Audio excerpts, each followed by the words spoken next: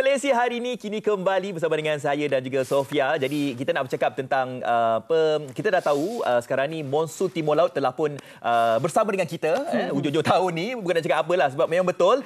Dulunya kita duk cakap tentang MTL ni di bahagian sekitar pantai timur sahaja. Tapi sekarang ni kita harus bercakap tentang satu Malaysia akan berlakunya perkara ini. Tapi apa yang merisaukan kita, anda kata kalau MTL ini berlaku kan. Jadi bagaimana dengan stok-stok makanan-makanan asas seperti mana yang kita tahu kita pentingkan, kita perlukan, contohnya seperti baharuji, beras, protein, telur, ikan dan sebagainya.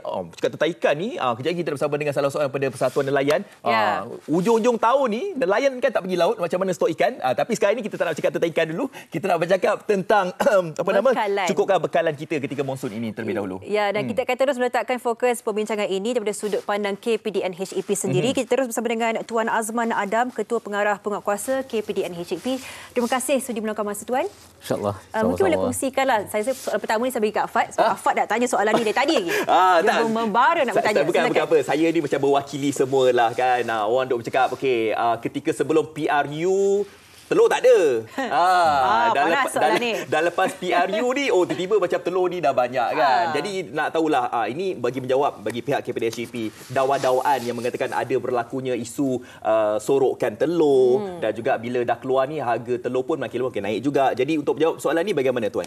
Okey, terima kasih. Assalamualaikum sekali lagi kepada TV3 dan terima kasih kerana bagi peluang.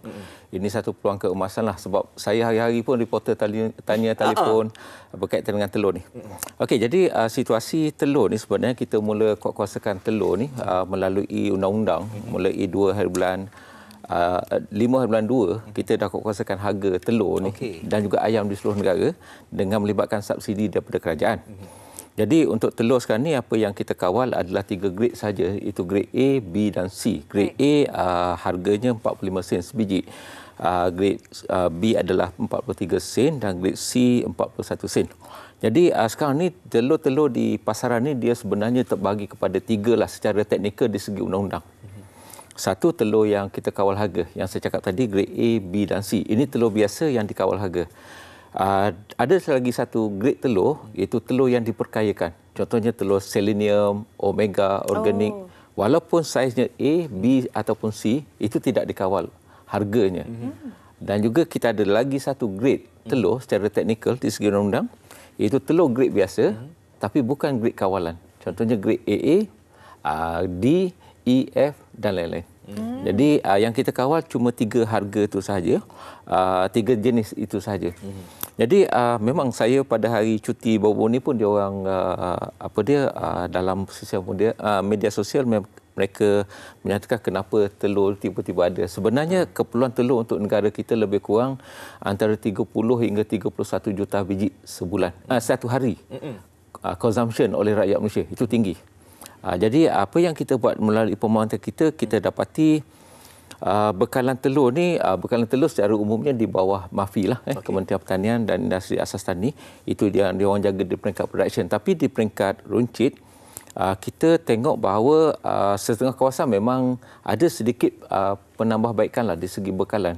Dan kebanyakannya lagi masih lagi berada di tempat yang masih lagi pada tahap yang sama.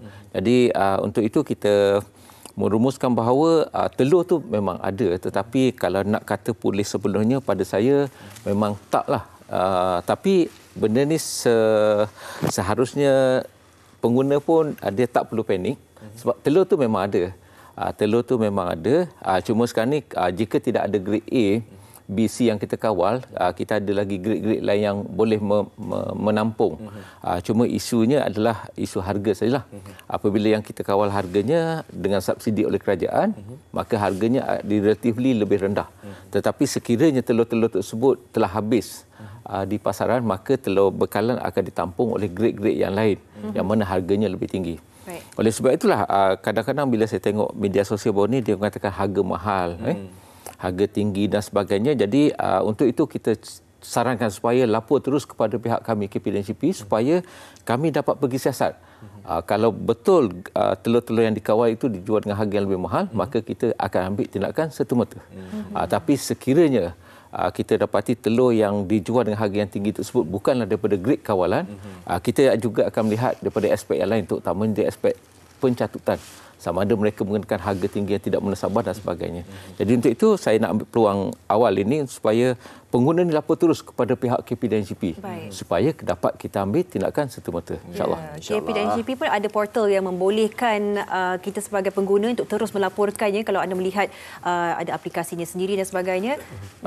Yes, Sophia, betul tu. Cumanya ialah saya tengok kebelakangan ni pengguna-pengguna kita, netizen lah terutamanya, mereka lebih suka blastkan benda tu dalam media sosial masing-masing. Jadi bukan saya kata tak boleh, tapi kadang-kadang apabila benda tu dah spread, benda tu dah tersebar, bila pegawai pergi benda tu bukti dah habis. Jadi itu merugikan apabila kita nak buat siasatan. Jadi lapor terus kepada kita, kita boleh membuat penyamaran dan sebagainya untuk memastikan pelanggaran dari segi undang-undang itu tidak berlaku. Betul.